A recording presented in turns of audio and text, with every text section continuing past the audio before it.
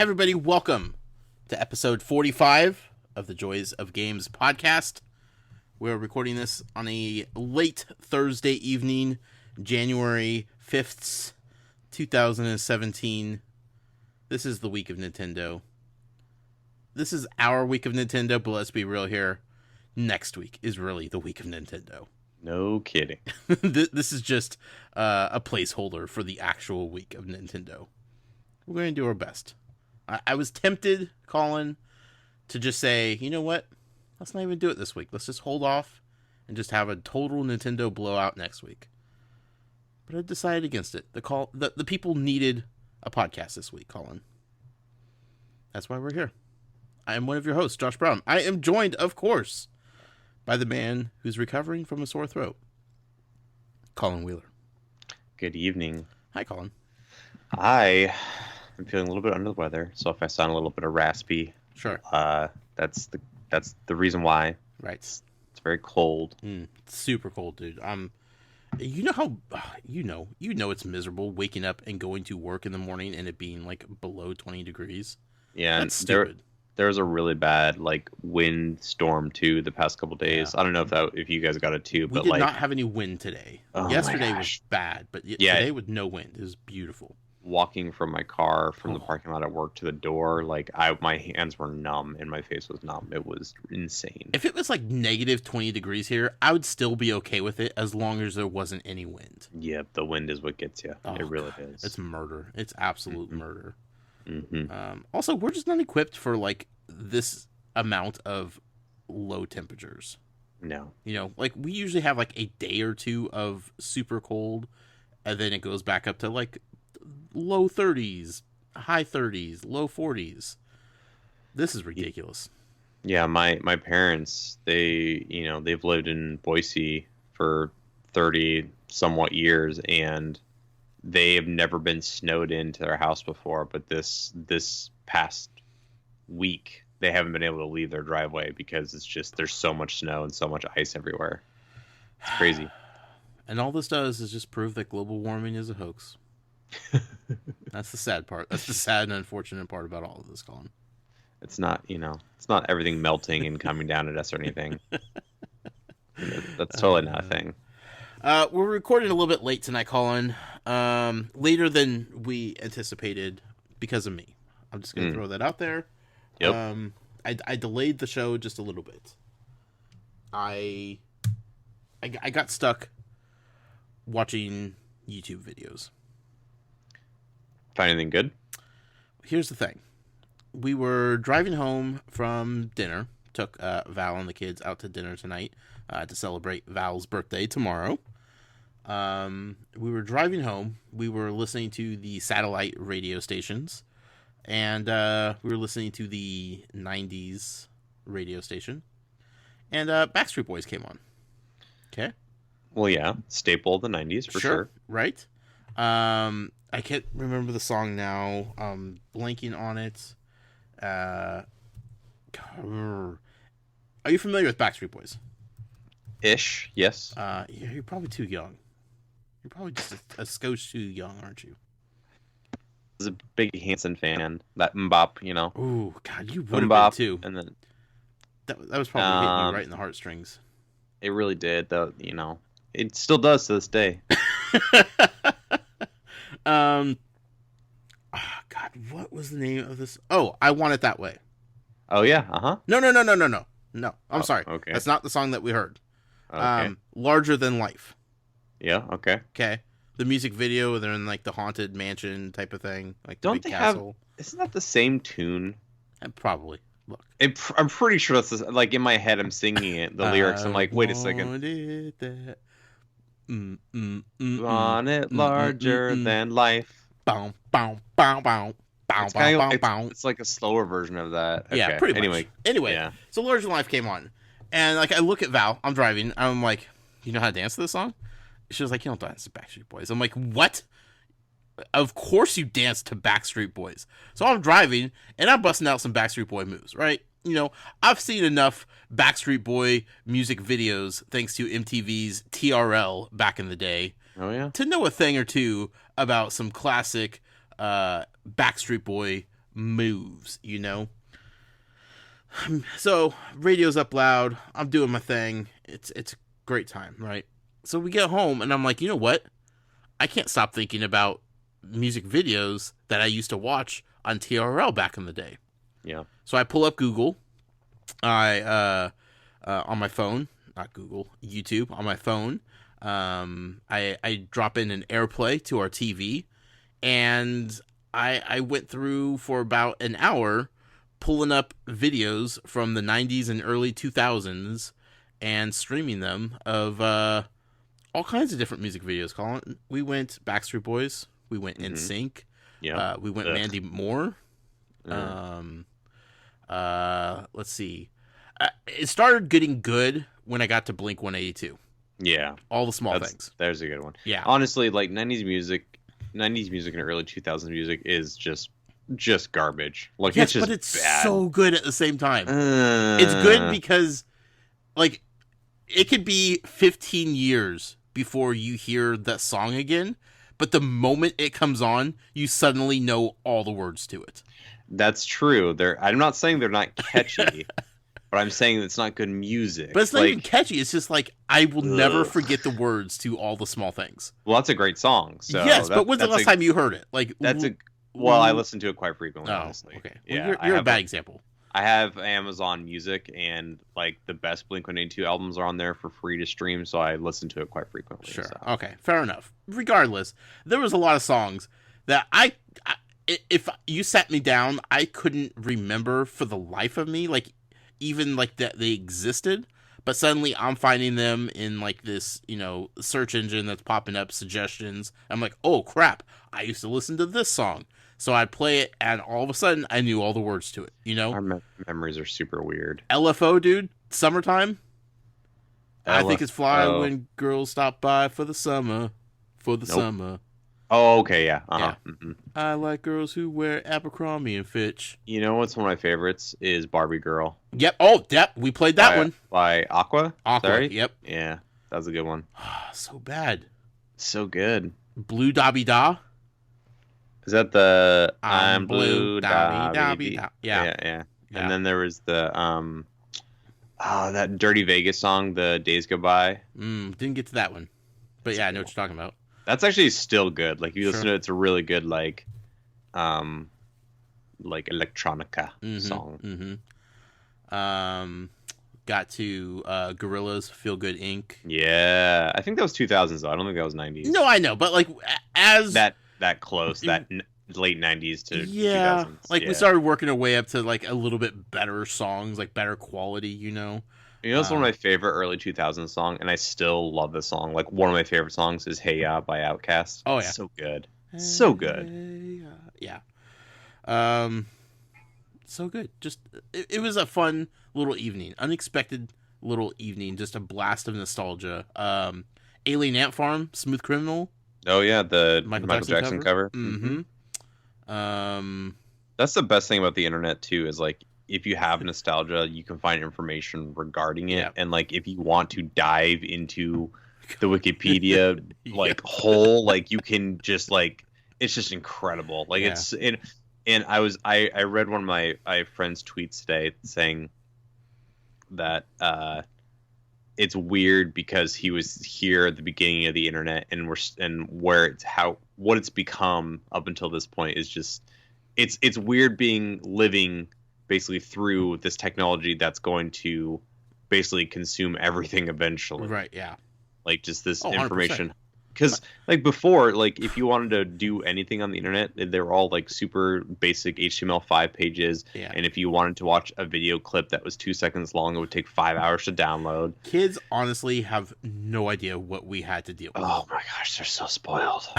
They will never understand that, Colin. Seriously, but here's the thing. Like, at the same time, like, I say that, but we also, I mean, you're a little bit younger, but I still qualify you. Like, we still understood what it meant to go get an encyclopedia book and look up things, manually. Like, we still knew the struggle of, like, past generations and what they had to do, as well as the struggle of, like, discovering the internet and finding out how computers work. Like, kids these days, like, gone. Everything's oblivious to them.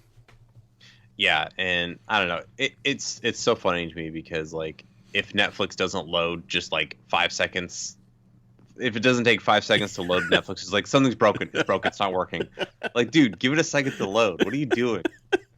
Do you have any idea? Let me Any tell you about idea? 56K modems.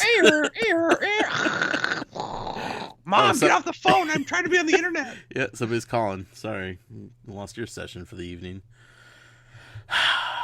Long story short, Colin. That I looked at Val at one point, and I asked her how we, as a society, survived through the '90s, given the music that we had, to work with. It's amazing we got to where we are. I'm going to ask you something, Yeah. and this may make some of the listeners kind of angry. Are you a Nirvana fan? I appreciate Nirvana. You appreciate that. I wouldn't say that like I am familiar enough with their small catalog of music to say that I am a fan. I recognize like their bigger songs, obviously. Teen Spirit, Yeah.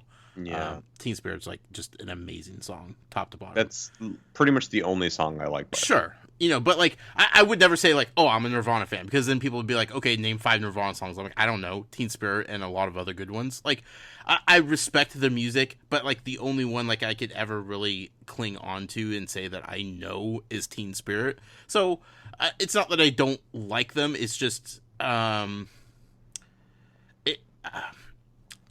grew up in the MTV generation. I did not have parents that were good about bringing music into my life at all. Well, Nirvana was on MTV. Yeah, I know, but like that was like the mainstream songs, Oh, I see. You mean beyond that? Right. Yeah. Beyond that, like I wasn't. Because I think It Smells Like Team Spirit was like their only like real big hit, Sure. right? Yeah, but Does that sound here's right? the thing: like I remember watching like their Unplugged special Yeah, and being blown away by how talented they were. yeah, and I'm not disparaging their talent. I'm just not a fan of their sound. That's fair. That makes sense. Yeah. Which is weird because I'm a huge Queens of the Stone Age fan, and it kind of has similar sound, but I don't know. It's just not a big fan. It was something you had to be in the mood for, I think. Maybe, yeah. I don't know. That was also like the 90s. Like, whenever I say 90s had horrible music, people's defense is always Nirvana, and I'm like, oh, okay. Yeah, I mean, it was a Metallica lot of... had some good 90s Sure. music too, I guess, but yeah. But the 90s were weird because like rock was fading out.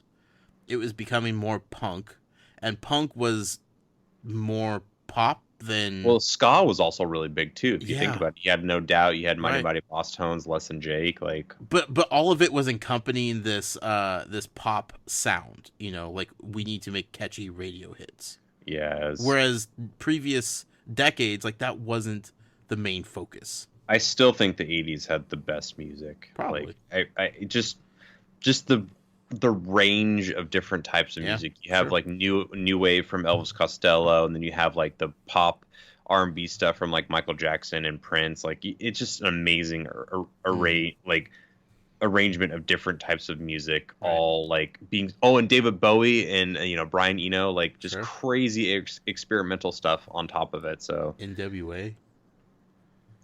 yeah, I mean, like that was was you that the 80s? I thought Yeah. that was 90s. No. Okay. late Yep. 80s. Yep. When it got started. So Good stuff. all this to say is 90s music sucks. that too. Only 90 kids will remember that it sucks. Only that's also true. Blink 182, not Tom, not Travis. Tom? Travis? What's his name? Yep. Mark. With the blue hair in that video, I wanted his blue hair so bad as a kid. I thought you were going to say now. I'm like, I'm sorry, buddy. That's going to be... No. Yeah. Yeah. We can get you a wig. Does that work? Yeah, there was like that blue, like that whole video is just so good because it was 100% just satire about all the other crap that was on MTV at the time. Yep. and on TRL. Yep. But then like their music video was so good that it was on TRL and MTV all the time, which was like irony at its finest. But just so good. I think my favorite song by them is, I want to say it's called Anthem. It's the one where they're running naked. Okay. Sure. That music video is by far my favorite song by them. Super good. Anyway, we're gonna hear talk about Nintendo. Oh, we are? Yeah, I think so. I think this is still a video game podcast. This is the 90s podcast. Well, I mean, the 90s were like dominated by Nintendo, so it kind of makes sense. Yeah. I mean, we're making connections here somehow. That's not... Well, okay. Well, Parts of the 90s were dominated by Nintendo. What Sega does, Nintendo don't? Sony, man. PlayStation 1. Yeah. Yeah, they kind of were better. Oh. Maybe. Debatable. The Early 90s. The numbers are there for sure that they sold a lot better.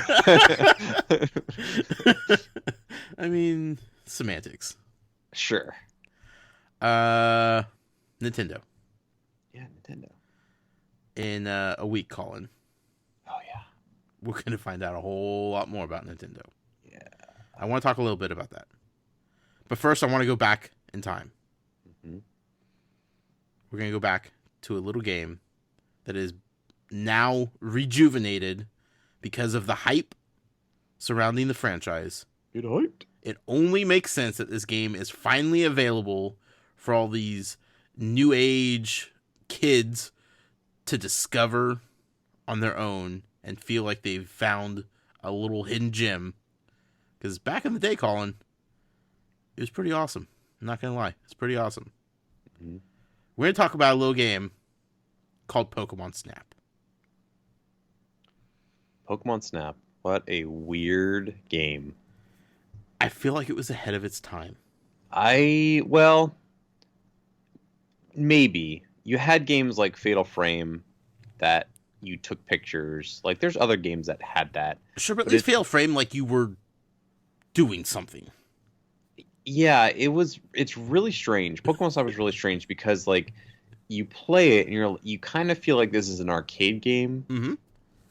But there's puzzles in it in a weird way, like, because there's multiple branching paths and you have to do specific things to get to specific paths. But it never tells you that, like, you can or you should. No, and there's, like, also, like, a lot of hidden Pokemon, like, that you can't even get till the end of the game. Like, you have to play through all the levels and get all the different types of Pokeballs in order to get Pokemon to appear. And there's different things you can do to get, like, better pictures of Pokemon. And it was just so strange. Like, you know, Pokemon on Game Boy just exploded. Like, everybody was talking about Pokemon. That was the thing. Right. So when they announced a Pokemon game for the Nintendo 64, everybody was expecting it to be like the Game Boy. And then they came out with this. Now, I wasn't disappointed by it. I thought it was really, really fun. The only thing that I didn't like about Pokemon Snap was that you could beat it in like 3 hours. Right. But that's the funny thing about this. Like, I can't think of a game that came out before this one. This came out in 2000 here in the United States for the Nintendo 64. But I can't think of a game that was sold at the standard MSRP price of other games going. Like, it's a normal price game. Well, to use the MSRP, that didn't really exist. Sure, but I mean, like, within, like, the confines of, like, what normal cost was of games. Like, what I'm saying is, like, now... $60 to $80 at the time, which is still insane to me. Right, but it wasn't... I guess what I'm saying is, like, now you could buy, like, a $5 digital game, or you could buy, like, a $60, AAA title type of thing. Like, there are... Back then, it kind of fit in with, like, the price point of other games. But it was, like, the first game that was, like... It was, like, only, like, 3 hours. And that was it. Like, sure, you could play it over and over again, but it's like, yeah, this game is done. Like, one sitting, you could do this, And back then, I don't remember people, like, complaining about, like, the length of the game equaling or not equaling the price that was paid for the game, you know? Yeah, I think that also helps to not have the internet. And I don't know, like when I played it, I was a kid, so Sure. like kids, as a kid, I just replayed my games to death, and I never You really had to. never really thought about length. It was only until I got it on the Wii Virtual Console that I'm like, man, this game is so short. But I remember the very last level, you can see Mew, right? Yep. Mm-hmm. And my sister and I spammed Mew so much with Pester Balls to the point where we get closer and closer and closer, and we finally were able to take a picture of her that was like super up close and super nice. And we begged and begged and begged my dad to print it off at these little kiosks that they had at Blockbuster. Okay, hold on. You're gonna have to explain what Blockbuster is to these kids, because I'm pretty sure a lot of people listening have no idea what Blockbuster is. So Blockbuster was this weird thing. You walk into it, and you were able to not only rent video games, you were also able to rent VHS tapes. Mm-hmm. You were also able to rent video game consoles. So I didn't have a Sega Genesis, so occasionally I would ask my dad to rent a Sega Genesis for $30 a week. Yeah, yeah. They were not cheap to rent. No, but it seemed cheaper than just buying one straight up. Yes. Right? Like it was like, yeah, I could, splurge for the $29.95 price tag. I remember not a Blockbuster, but another local place called Videoland, and they had a Nintendo 64 Japanese to North America converter cart, and I was able to play a Japanese version of Star Fox 6 months before it came out to the United States. Weird. And let me tell you, hearing the dialogue in Japanese with those characters was the funniest thing as a kid. Like, I thought it was hilarious, especially when you died, because they would all like scream no in Japanese and like some form of it. It was really funny. Sure. But trying to navigate that game was difficult. But I'm rambling. Pokemon Snap. In Blockbusters, they had these kiosks. They teamed up with Nintendo or the Pokemon Company or whoever. And what you would do is you would bring in your Pokemon, if I remember correctly, your Pokemon is either your memory card or your actual cartridge. You had to bring in your cartridge, I believe. Okay, so it's either a memory card or cartridge. Yeah. And you basically insert it in this machine, and you can look at a gallery of pictures you took in Pokemon Snap, and you can actually physically print them out on film paper. I remember it being ridiculously expensive. Like, my dad was so pissed. He was just like, you guys are ridiculous. Like, I don't want to do this. And then, like, we just begged and begged and begged, and he's a softie, so he finally gave in. And we were able to print off pictures of Mew. I was able to print off pictures of Pikachu, and I had some other really cool, like a Snorlax, really cool pictures. It was such a funny thing. Actually, Jason #2 actually sent me one of the Pokemon Snap cards that he had gotten, and that was super exciting to see because I hadn't seen that in years. Yeah, so. He has the kiosk in his house. Yeah, that's right. I forgot about that. Mm-hmm. What a funny little game! Like it's on rails, and you're basically just photographing Pokemon. Yep. Like, you could do certain things to draw them out. You get awarded points based on how good the photos are. What kind of like candid photos you could take of them. I remember taking a photo of Pikachu on a surfboard. It was a big deal. Yeah, because you had to do like basically give him apples to track, like for him to follow, and then he would get on the surfboard, and then he would do that. Yeah. And then you can also get him to jump on top of a Voltorb, and then he'll like run on it as the Voltorb is rolling. Yep. It's so weird. There's some really cool stuff. Like, that game had so many little secrets and like just fun little mechanics. Like, it was just such a, because if you think about rail shooters, like, or rail based games, you're killing everything. Yeah. And this one, you're just literally taking photographs everywhere. And like at the time, like, Pokemon was fun because you could catch the Pokemon and then you could battle them and all that stuff. But this game's like, you know what? Let's strip down everything away from this game and let's just bring it to the core of what people care about most with Pokemon. And what is that? Is capturing them. Instead of capturing them in a ball, though, you're going to capture them on film.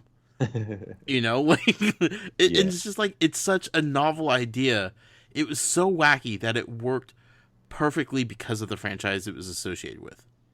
Yeah. You put this with any other franchise or any other type of like game, it's not going to work out, you know.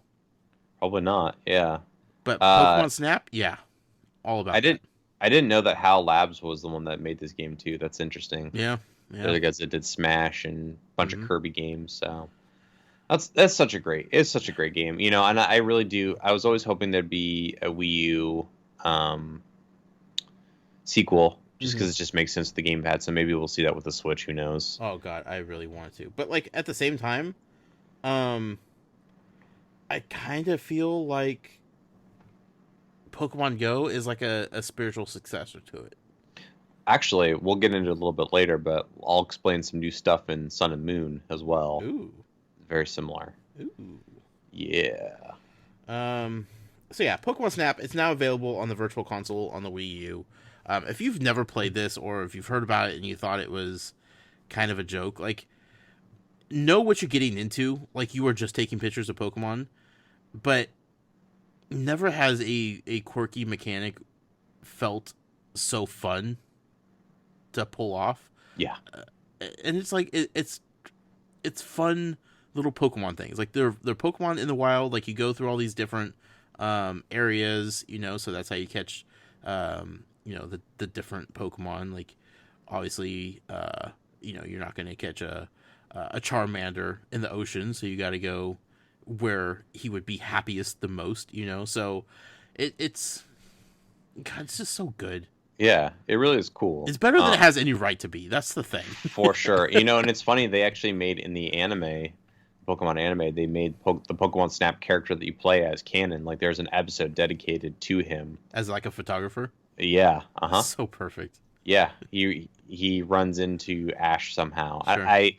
I'm excited to hear the Gotta Watch 'Em All episode of that one because I really liked that episode as a kid because I was like, oh, I know that guy. I played as him. That's I me. was him. Oh man, goodness! Like if they are able to get this onto the Switch, like with all Pokemon, like a full fledged like super long in depth game where you could go through and God, they could just do so many good things with this. Yeah. Although we don't need like that stupid trash monster Pokemon, Monster Pokemon. the What are you trash talking about? monster, Oh, well, he's a piece of trash. the You gotta feel keychain, bad for him. Yeah, and the some vanilla ice Pokemon cream cone, want to be bling. You know, they want to bling out. Some Pokemon are sweet, Josh. the chandelier. Well, what is her name? She's got that covered. Whoever sings that song. I don't know. What's her name? The girl that never shows her face. I have no idea what you're talking about right now. I think the sickness is kicking in. Might be Beyonce? Who's someone sings that chandelier song? Chandelier. Who is it? I'm not familiar with a chandelier song, Colin. Well, you should check it out. I'm going to YouTube that right after this show. It's a good song. It's very catchy. Now, you mentioned Pokemon Sun and Moon. Spoiler alert, that's going to be the game that we love to talk about this Yep. episode. Mhm. We're going to break that down. But first, Colin, Mm-hmm. I'm going to spring this on you. We're not going to cover news like we normally do. Yeah, it was nothing really to cover. So. No, it's just rumors and speculations at this point. Mm-hmm. Instead, we are 1 week away from the Nintendo Switch blowout extravaganza, right? Yes. We plan on, as soon as the presentation is done, jumping on the mic and recording, I believe. Yep. That's the plan? That's the plan. Mm-hmm. Okay. I like it. So we will have like our immediate reactions to it up available for you to listen to very shortly after the presentation is over. So if you want to know what we think of it, you'll know for sure because we'll both be watching it. Here's the thing: with it being a week away, Colin, we know. I know you're paying a lot of attention to the rumors that are going around and all that kind of stuff. I don't want to make predictions about what to expect from the Switch itself. Okay? Okay. Because I feel like that's kind of played out. I want us to run down some predictions of how the presentation is going to go. Okay. The presentation itself. Okay? All right, you go first. I'm going to ask you some questions. Okay. Okay. First, I want to talk about Amiibo. All right. Do you think Amiibo will have a place during the presentation? Yes. They're going to show that Amiibo is going to be supported. Okay. I would not be shocked if they showed the new Super Smash Bros. Port. Uh-huh. And they show off Bayonetta, Corrin, and Cloud. Okay. Possibly more characters and those Amiibo as well. Okay. So you think Amiibo will be will have a time slot here? I think it'll be very short, very brief. Okay. I don't think it's going to be in depth at all. Okay. Fair enough. Do you think they will show how Amiibo are scanned in? Yes. Okay. How do you think that will happen? I think it's like the 3DS. It's on the screen itself. Oh. Huh. That's what I think. That Either that or it's NFC readers near the... Well, I mean, I don't know how they would do that. It would have to be on the tablet. It couldn't be on the screen because when it's docked, how are you going to do that? Yeah, that's what I was trying to think about because, like... Well, maybe it is on the screen. I wonder if there's an NFC reader on the tablet and it has a good enough range that you just need to set it next to it. Maybe that's why they were sitting next to it on the reveal. Mm-hmm. I like it. I hadn't factored in the screen because I forgot that the 3DS has that capability, the new 3DS. Yep. What I was thinking though, because of when it's docked, you can't get to the screen, would be that the dog faced controller that you get. Uh-huh. And it has that giant middle pad that doesn't really seem to be doing anything. Mm-hmm. I feel like that's either a touchpad like the PS4 controllers has on the front, so you could do like a cursor or touch controls. Yeah. And or it could be both. A little NFC scanner for Amiibo. I don't think it's gonna be a touchscreen. I could see that being the NFC reader. Is it? I mean, I guess they haven't announced it yet, but I'm wondering if that little dog thing is included with the core system. No idea. No idea. I don't think it's gonna be a touchscreen. It'll be. I think that'd be too expensive. Maybe, but I mean, would that be more different? I mean, would be more different Sony, but I don't know. I mean, it wouldn't have to do much, just enough to just be some sort of sensor on it, you know. Yeah, not sure. I don't know. That's how I see. Like I can see that though. Yeah. I could go two ways with this. I could think that Amiibo will get some serious play during this presentation. Like, obviously, they want to talk about the console, what it's going to do, why you should buy one, why you should, pretty much abandon your Wii U and 3DS at this point and jump on the Switch. So they're going to spend a lot of time trying to convince you of why that is. They're going to spend a lot of time focusing on the games. That's an important thing. I don't think that they've done that nearly enough over the years. No. They need to take a page from Sony's book and be like, you know what? You want games? Here's games. Here's a lot of games. Here, look at all these fun games. Go play them. I certainly hope so. Yeah. But I think Amiibo could definitely get a few minutes of like, hey, ever wondered what this does and why we had Amiibo sitting here? Look, you could scan them in. Like you said, I could definitely see it being talked about with the presentation of the Smash port coming to the Switch. Because they'll be like, oh, we're bringing Smash Brothers to the Switch, and they're going to have all the DLC characters, and it's the full Game of the Year edition, or, whatever, deluxe anniversary diamond collection, or whatever they want to call it, Sure. But then they'll be like, and remember all those Amiibo that you bought for the first game? Well, they're compatible too. And then they'll, like I said, they could bring out the 3 new ones, show them off for like really the first time. Could be really awesome. I am deathly worried that Amiibo won't get mentioned at all. I wouldn't be worried. I don't know. Like I could see them just specifically focusing on the Switch itself and them not Yes. mentioning it, and then them doing it in a direct later on. Well, here's the thing: if they don't mention Amiibo at all, then I would be led to believe that the Switch console and whatever comes in the box is not capable of reading Amiibo. That you will need a separate little 3DS portal stand that you could buy, for non-new 3DSs. That will be an accessory that you could buy, and you could use your Amiibo with the Switch, but you have to buy one of these things that connects Bluetooth, and it's an extra thing. Like, if it goes that route, no chance they're talking about Amiibo. I don't But if think it's that's part of the system, I would think that they have to at least mention it. They probably will, and I don't know what the length is of this presentation. Like I'm hoping it's at least an hour long, because it's not a direct, because they're live streaming from Japan and they're having someone basically translate in English for at least in the United States and other countries. Other countries will have their own languages. Sure. Speaking over it, so that makes me think it is not like the direct, like it's going to be much longer. I'm hoping 90 minutes, that'd be great, but an hour would be good too. I'm glad you said that, because that was one of my questions, was how long you think this is going to be. Yeah, it's gonna. I would hope it's at least an hour long, right? But who knows? And then also they're doing the Treehouse Live at 6:30 Pacific time the next day. Sure. So, which is my assumption is just showing a crap ton of gameplay in the system and everything else. It's gonna be the equivalent of what they do at E3. Like you know everything. Now let's dig in deeper and show you the finer details of all the stuff. Well, that's the weird thing about the Treehouse stuff, is a lot of times they have reveals.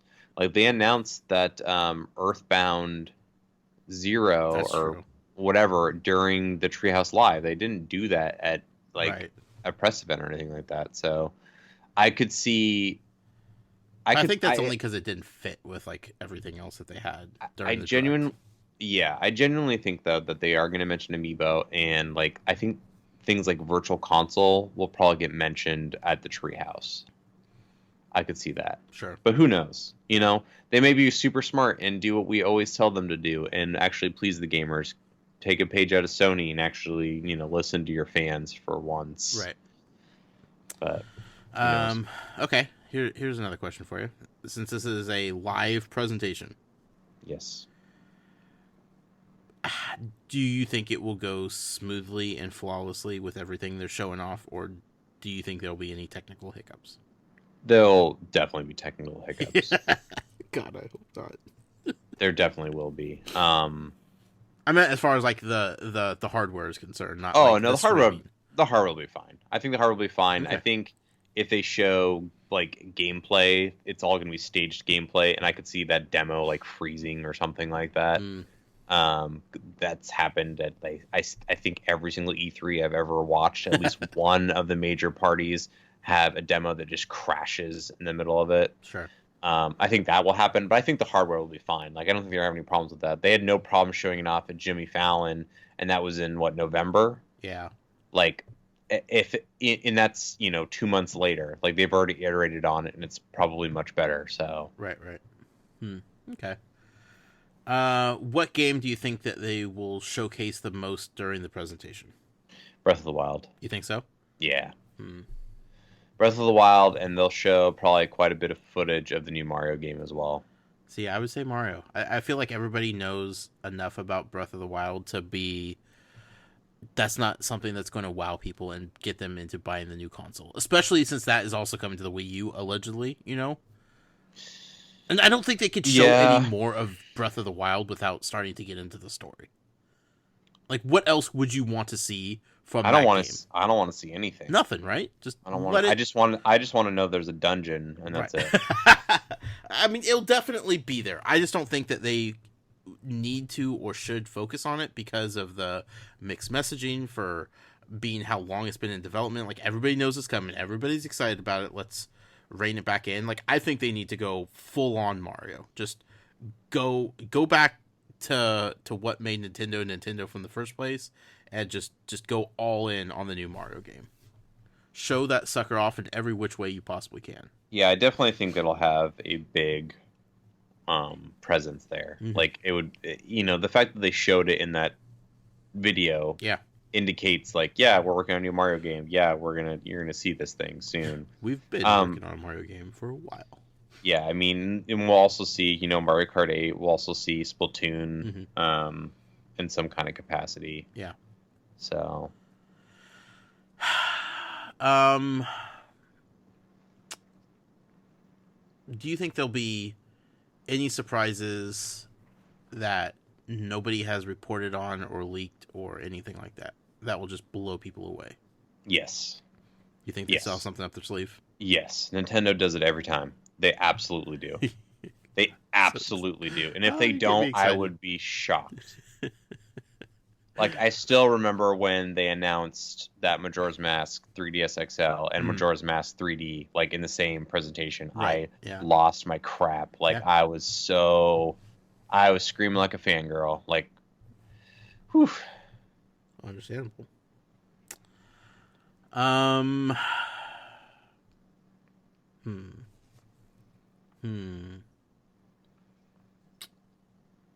Do you think there's any chance that they unveil the VR portion of the Switch? I don't think that's real. I feel like they've released patents for it, but I don't think that's a thing. You don't think so? I don't think that's going to be a thing for a while. You're probably right. But like that would be bombshell, right?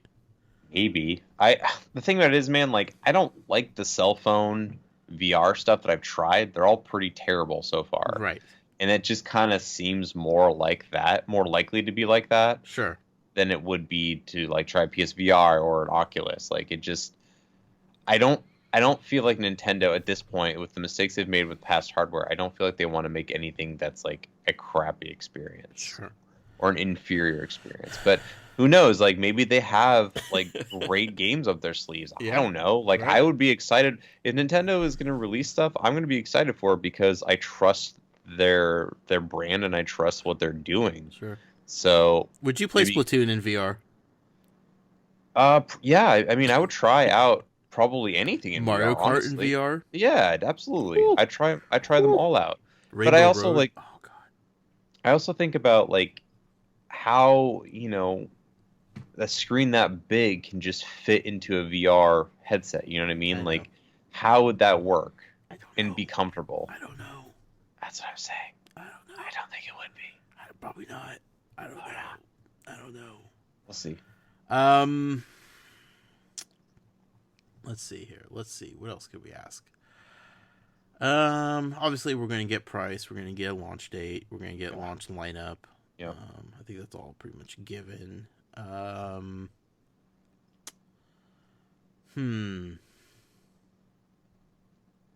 you think they'll announce any sort of like Joy-Con switcheroos?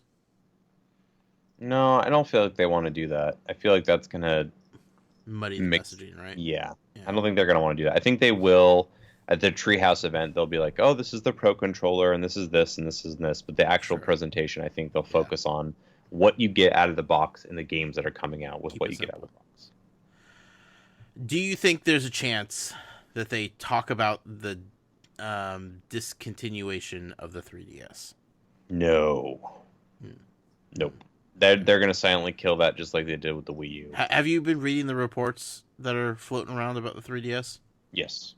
Very interesting, right? I mean, I worked, through the holidays, and we had, years prior, we had probably about 150 3DSs to sell on Black Friday. This year, we had 20 total. And they were gone within the first 2 minutes of the store opening. Mm-hmm.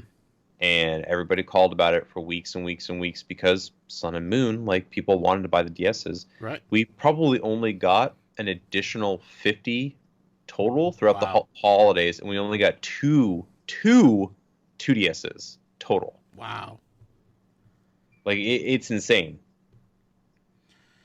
I mean, I wouldn't be surprised if they stop making these things. Like, they just start selling whatever they have left over, and, like, I know people don't want to hear that. I know people want to believe that the 3DS and the Switch will coexist and be friendly with each other. Like, Nope. I just don't see it happening. Like, they can't do that. They Especially, need to just let people move on from it. Make especially people move on from it. if they're big franchises. Like, there's that rumor that Pokemon Stars is a thing. Like, Mm-hmm.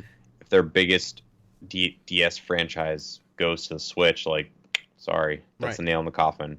Animal It's done. Crossing, like, Well, like, Animal Crossing's for sure being developed for the Switch yeah, because they just updated New Leaf. Why would they update New Leaf if there's going to be new Animal Crossing on 3DS coming out? It's right. not going to happen. No. As sad as that is, it's Sure. not going to happen. I mean, But, they'll probably support it for probably another year and a half or so. Yep. A lot of third-party titles, I think, will be keeping it afloat. But man, I just don't see them being able to continue to market the 3DS, to actively sell and advertise the 3DS. Like, they need to just wipe their hands clean and walk away. Right. It would be such a ballsy move though for them just to cut the head off the snake at that presentation. Be like, 3DS, throw that out the garbage. You're done with it, kid. No. You're done. No, that's a PR nightmare. No I'm way. just saying, like, that would be like the That would most be crazy. baller move though. Sony still hasn't done that with the Vita, and they've known it's been dead. That's for because years. Sony doesn't even remember that the Vita exists. Oh, is that what it is? Yeah, they don't care. It's not. Yeah. It's not like they're afraid the Vita is going to cannibalize sales of the PS4. Whereas that's exactly what's going to happen with the 3DS and the Switch. I still feel like they should have to derail here. I still feel like Sony should have pushed because there's a couple retailers that did bundles for the Vita with Sure. the PS4. Yeah, They should have made an official bundle. They Absolutely. really should have. Like that's they the would have best thing sold. about the Vita is being able to do remote play. I do that on my couch. I don't understand it. Like I'll it's put such in a movie, I'll watch a movie, and then play a game right off of my PS4 into my Vita while I'm sitting there watching a movie. I'm double dipping on media, my friend. yeah, it's such a cool device. It works so good. It looks so great. But what I'm saying is, like, that's why Sony's not cutting off the Vita, because, like, there is still some legitimacy to it. They just choose not to actively sell it or advertise for it. Mm-hmm. It's like the people that know about it, whoever listens to Greg and Colin, like, the Kind of Funny fan base, they know about the Vita. Everybody else, doesn't matter. Whatever. Right. But the 3DS, though, like, that is... Once the Switch releases, the 3DS is, oddly enough, direct competition to the Switch. Yeah, and I think Nintendo's being smart in stopping production of the Wii U and selling all those off. And I also think they're being smart about the 3DS because it's one of those things where you like walk in the store, they're like, oh, I want to buy the new 3DS for $199. They're like, well, they don't make those anymore, but we do have the Nintendo Switch, which is the new version of that for $249 or $299. Yep. So you're only paying $50 more, and you're getting the latest and greatest from Nintendo. Dude, here's the thing: like, what would be crazy, like absolute crazy, and the internet would explode. It's not going to happen, but if they came out with a $199 price point for the base model, yep, like it'd be game over. Like people just lose their crap. I think it would be smart to do two bundles, like one without a game, one with the game, like they did with the Wii U, so they can basically market it as starting at $199. So people say, "Oh, the Switch is only $199." Sure. That would send the internet aflame. Indeed. But I don't think it's going to happen. I think that they have legit concerns about upsetting their 3DS fan base. Like, they don't want to have those people abandon ship because they feel like what they love and what they adore in a handheld is gone. So they need to tread very carefully by not upsetting them. Mm-hmm. But God, I just want to just walk and be like, throw them in the garbage. You're done. This is the new hotness right here. Final prediction here, Colin. Okay. By the end of the presentation, do you feel like the fans and the internet as a collective whole will be satisfied, overwhelmed with joy, perplexed and confused, or angry about what was revealed. I think they'll be satisfied. I mean, they'll be like you and me will be super, super happy, like overjoyed. Yeah. And I'm sure there'll be some people who'll be angry. Talking to you, Nick.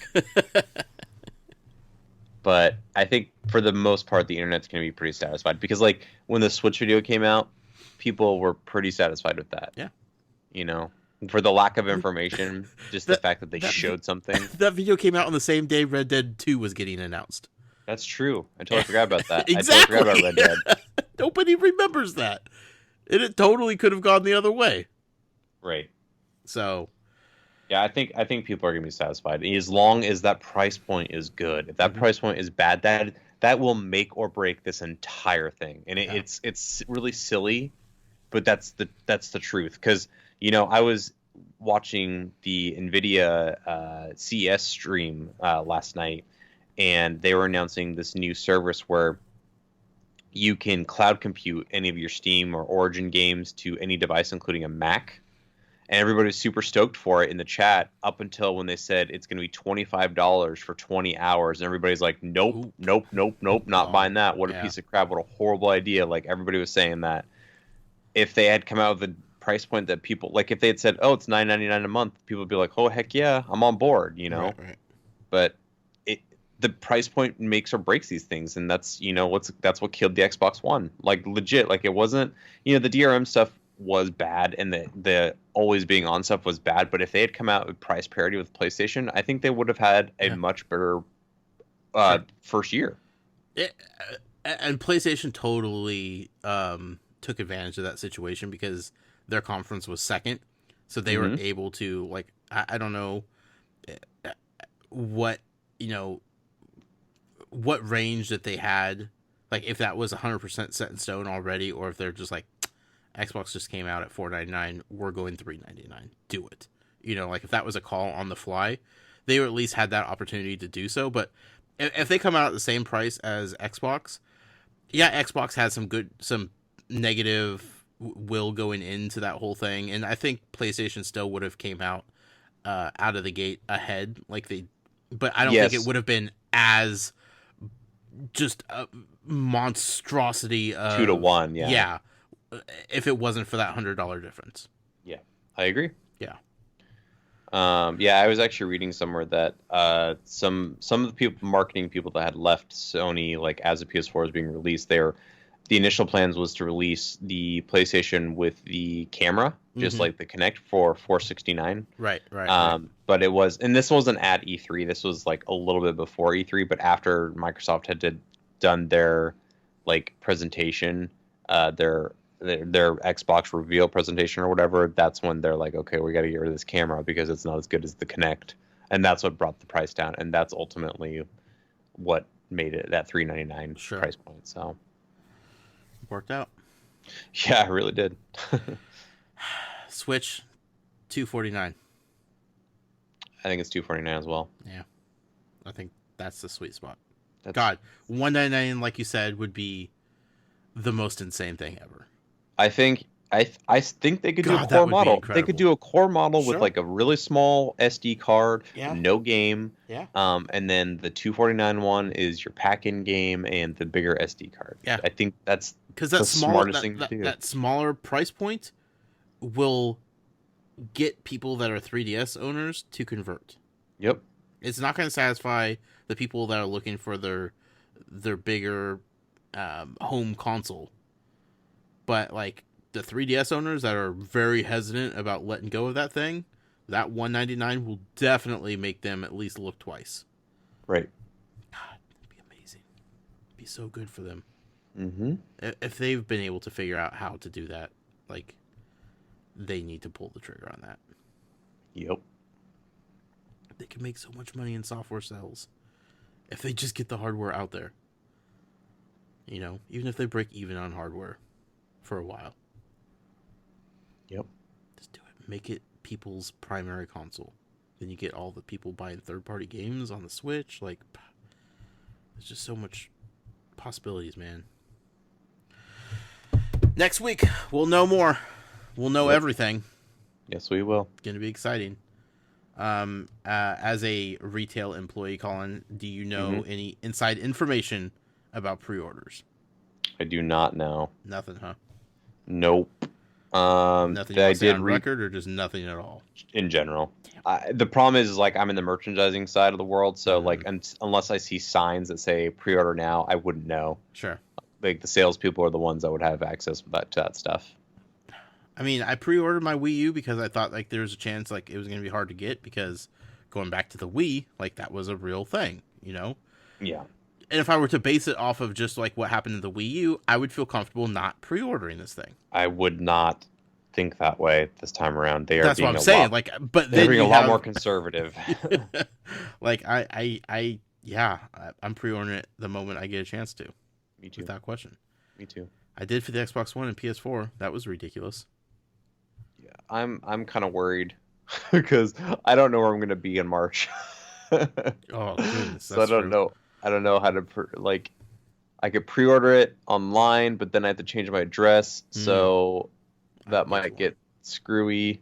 Hopefully, Amazon will have it. I'm hoping to pre-order. That'd be really nice. That'd make my life a lot easier because they won't cancel my order if I change my address. Right. But like other companies will. It's like Amiibo all over again. Exactly, man. It's getting crazy. Yeah. You talked about Sun and Moon a little while ago. Yep. Let's talk about Sun and Moon a little bit more, shall we? Yeah, absolutely. Pokemon Sun and Moon.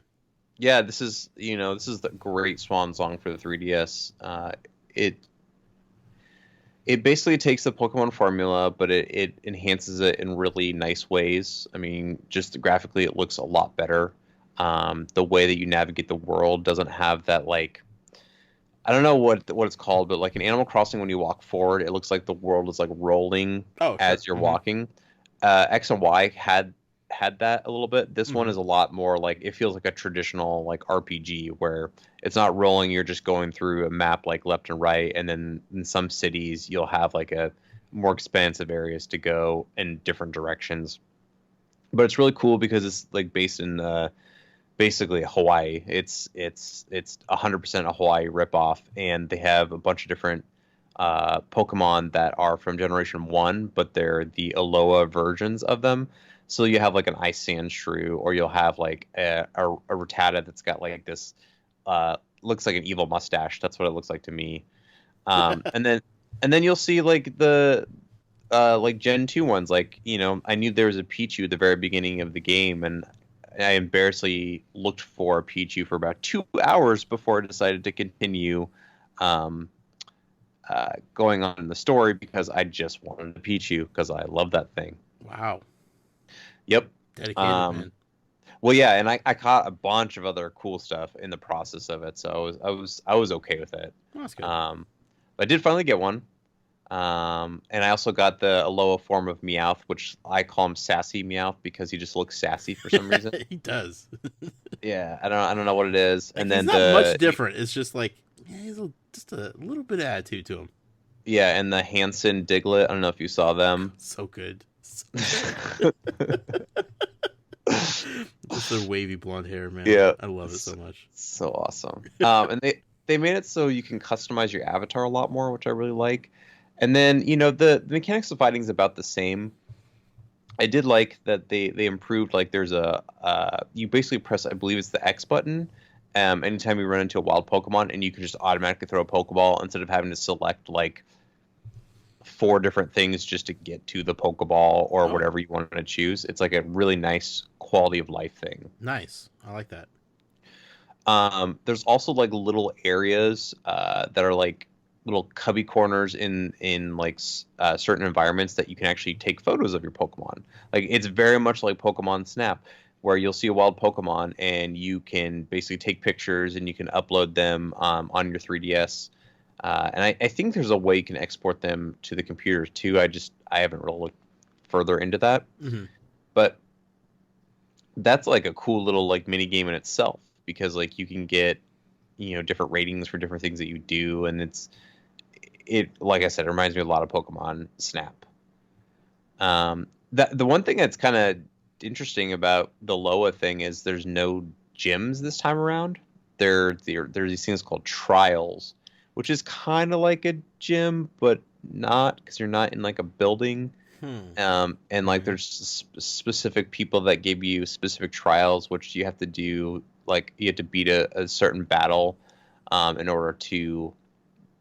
I don't remember what they give. They give you some kind of reward, basically saying that you're some kind of master. But the rival this time around is not like a cocky jerk. He's actually really nice and helpful, and you kind of feel bad beating him all the time.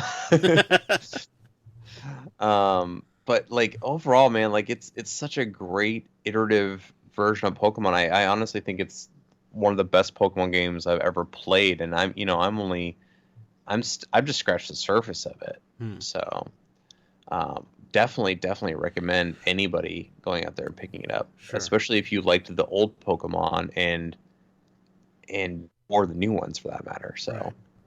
Well, okay. Well, here's the thing: is it some of the Pokemon could get a little overwhelming to get started with, right?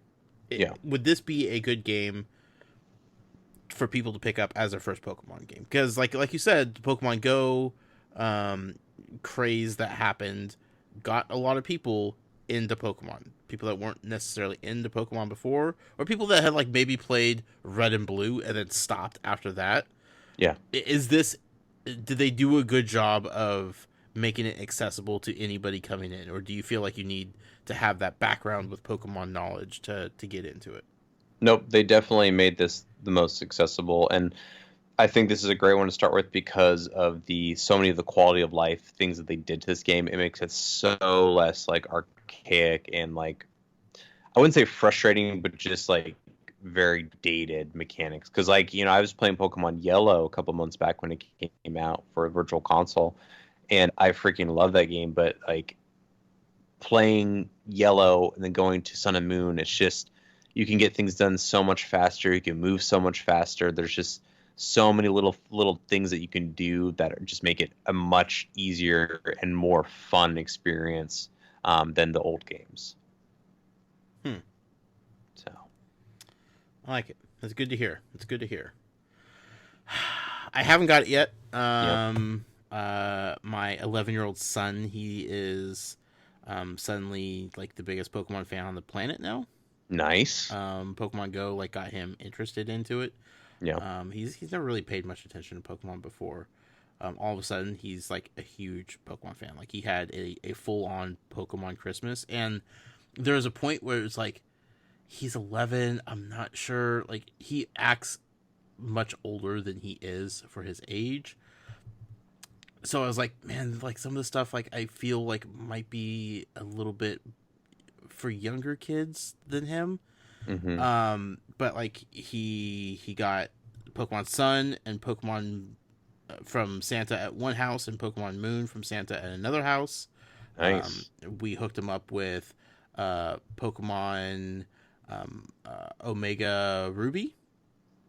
Okay. The remake that they had. Right. Because here's the thing. One day, like last month, beginning of December, he announces that he had found my old 3DS. My OG launch day 3DS. You get the red one? Black. Really? Interesting. Yeah. Okay. Yeah. Because this was, they didn't have, did they have red? Yeah, it was red and black. No, it was the teal, the aqua. I thought it was teal, red, and black. No, I don't think they had red. Maybe they did. Okay. Did they have 3? I thought they had 3. I know they definitely had aqua and they definitely had black. I didn't get mine until the Zelda one came out. Oh, okay. I'm talking about just like launch, like day 1. Yeah. Anyway, I had forgotten that I gave this to him because since then, I eventually upgraded to the XL. Right. I got the red and black XL one, and then from there I have gotten the new XL. But I had completely forgotten about the OG one, and I had completely forgotten that I'd given it to him at some point. And he hadn't really played it until he just dug it up out of a drawer one day with the charger, thankfully. And he's like, hey, I got a 3DS now. It works. I want to play me some Pokemon. I'm like, kid, I love you. Like, that's awesome. Yep. So he got Sun and Moon for Christmas and Omega Red, Ruby. Omega Red, Omega Ruby, Ruby Omega. What's it called? It's Alpha Sapphire and Omega Ruby. Okay, Omega Ruby, yes. But I also got him like the Z Ring. Yeah. Bracelet. We got that for Hayden too for Christmas. Yeah, for the Sun and Moon. Like he loved that thing. Like he was in love with it. I'm like, that's so cool. You got some like Pokemon shirts and some plush Pokemon balls and everything like that. But like he had like a straight up Pokemon Christmas. But that's awesome. And like watching him on Christmas Day transition from Pokemon Sun to Pokemon Moon to Pokemon Omega Ruby, and like he just kept rotating the games. He was like, I've put in an hour in this game. I'm just gonna save it and I'm gonna start. Oh man, I'm like, dude, you are dedicated. Oh, that would drive me nuts. I asked him, I was like, do you even remember which Pokemon you have for which game and like your inventory and stuff? He was like, yeah, I got it. Don't worry, Dad. I'm like, I got it. Come on, right, Dad. Cool. For being lame. Well, we also got him like a full Pokemon Pokedex book version, and it's every Pokemon in alphabetical order. So he's like looking up ones that he doesn't know that he's catching in the game. He's like, I've never heard of this one. He looks up. He's like, oh, okay, cool. Now I know all about this Pokemon. My God, this is amazing. Like it took 11 years to get to this point, but yes, I'm so glad. The anticipation. Yeah. Paid off. So I personally haven't got Sun and Moon yet. With the holidays and everything like that, like I want to, but then it's just like I don't know if I even have time to sit down and play a 3DS game at this point. And then now with the rumors of Stars possibly happening, like if that thing comes out on the Switch, 100% that's where I'm getting it. Yeah. I was going to ask you, Pokemon Go wise, while we're talking. Sure. Yeah, I had a lot of success over the holidays for Pokemon Go. Okay. I'm level 22 now. All right. Moving up the ranks. I like it. In Wenatchee, Washington, I was able to catch a Lickitung. Nice. Which I hadn't seen yet. Sure. I was able to catch a Ninetales. I've seen one Ninetales, and that was like first week of the game launching, and I've never seen another one since. So I've had my Vulpix as my partner since day one of like partnership, basically, and I'm slowly just getting candies with him. I'm up to like 47 or 48 candies. So close. So close. Because I know I'm never going to find another Ninetales, so I'm just going to involve that sucker and call it. It was super random, too. And I got a Graveler, which is super random. Ooh. There's tons of Diglets, like, all over the place. No kidding. Yeah. Huh, okay. And I got enough of the Santa Pikachus to evolve to the Santa Raichu. Yeah. Which I was super happy about. Like, I think it was the day before the update was over. Sure. I was able to do that. And then I hatched a Cleffa, and I hatched a Pichu. Oh, I got a Pichu. I did not get a Cleffa yet. Just want to get Togepi. That's the one I want. I currently have 2 10-kilometer eggs incubating, so I'm super excited for those. Nice. To hatch. I am level 27, about halfway through level 27.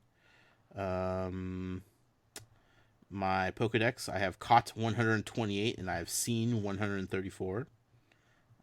It accuses me of seeing a Lapras before, but I've yet to see one of those suckers. I got one of those in Wenatchee as well, but not this last trip. It was the trip before.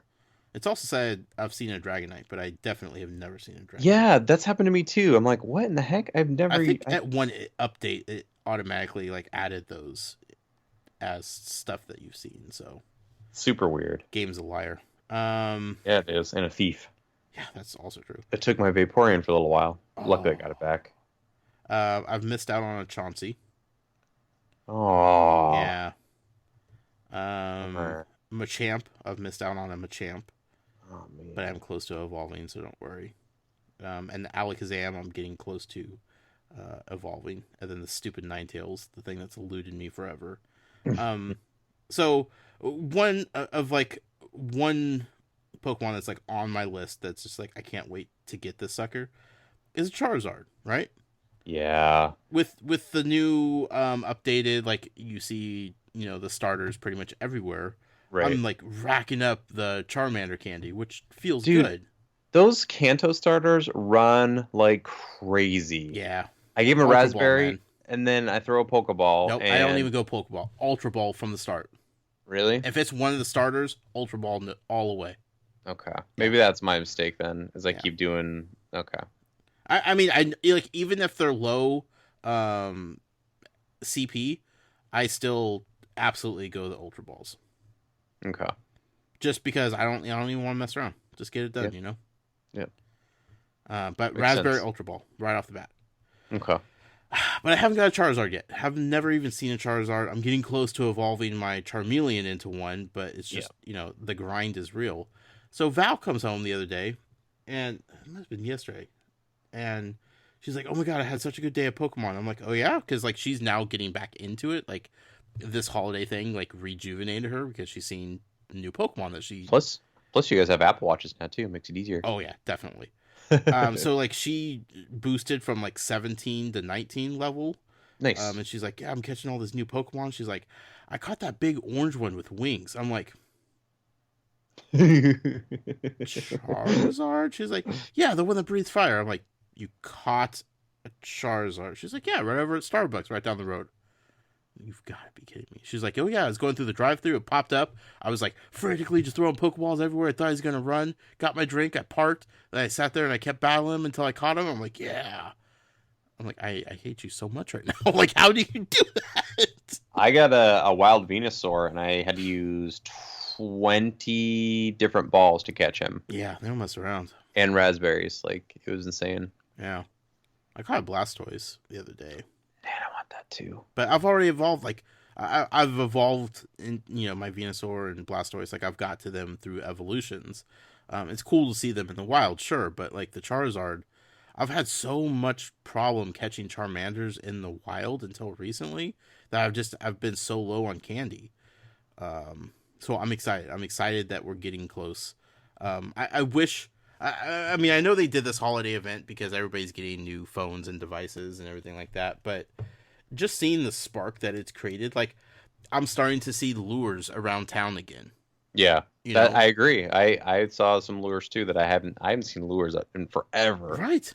And I'm not seeing like the people out and about. I mean, granted, it's 19 degrees outside, so Yeah, people aren't freezing.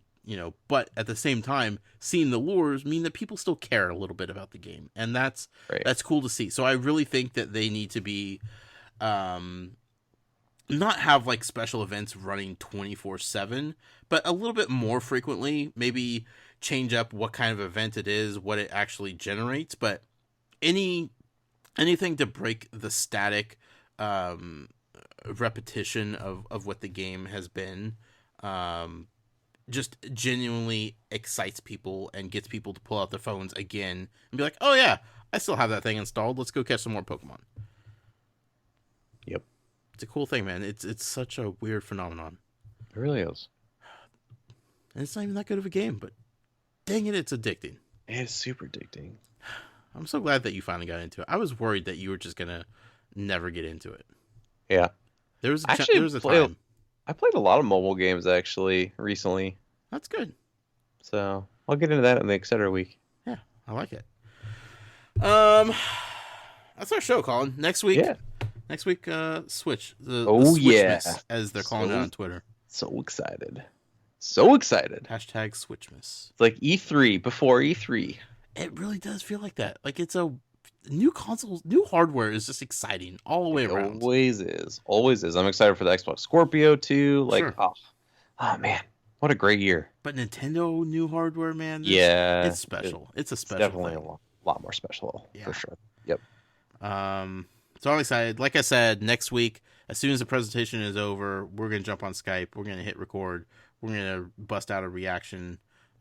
Let you people know what we think immediately afterwards of the presentation. Of course, that will happen before the treehouse, the next day. But I feel like getting our reactions right then and there will be the most genuine way to experience what we feel about what was revealed. So Yep. it's gonna be fun, man. I am excited for Sheezy. You have anything else?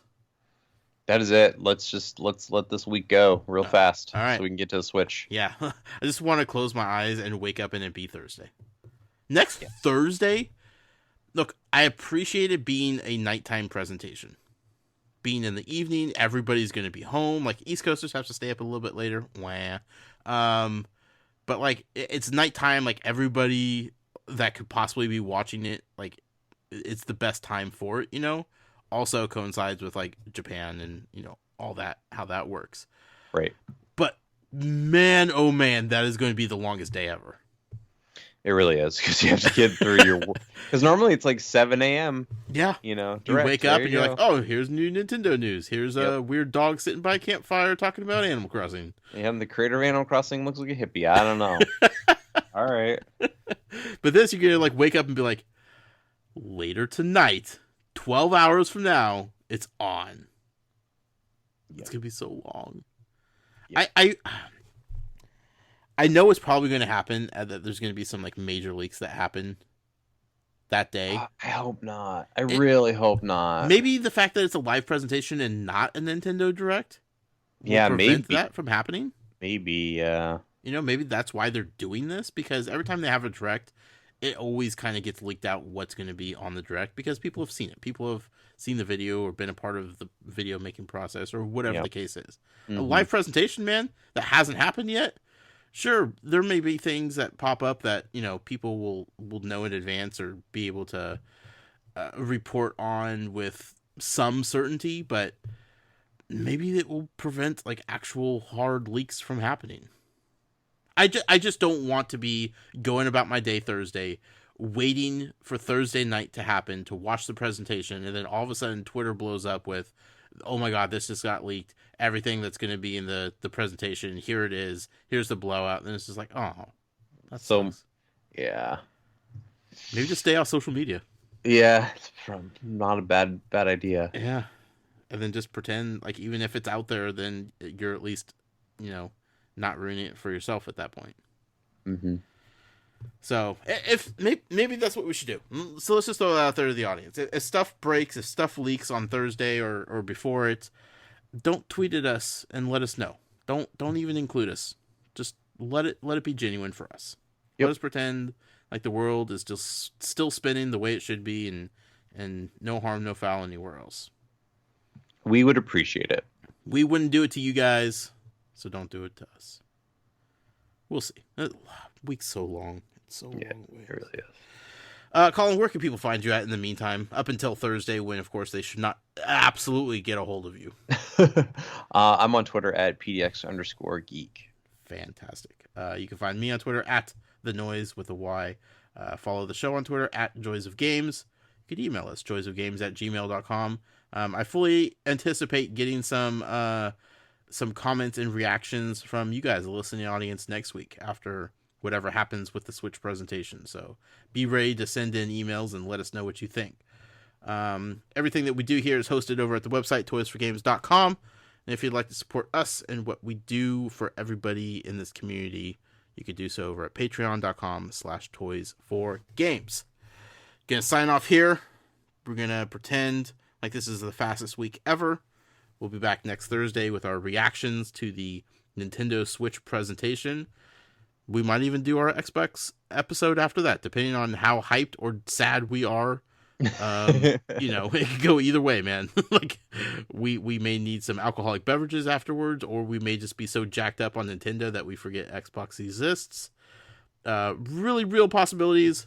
So, the Xbox episode may or may not happen next week. Not making promises. For sure, we'll get Nintendo Switch presentation reaction bonus episode regardless. So keep that in mind. But until then, to pass the time, I suggest you play some games. And for the love of God, just enjoy them. Enjoy them for what they are, because games are wonderful. All right, Josh. Josh. Yes. I'm switching off.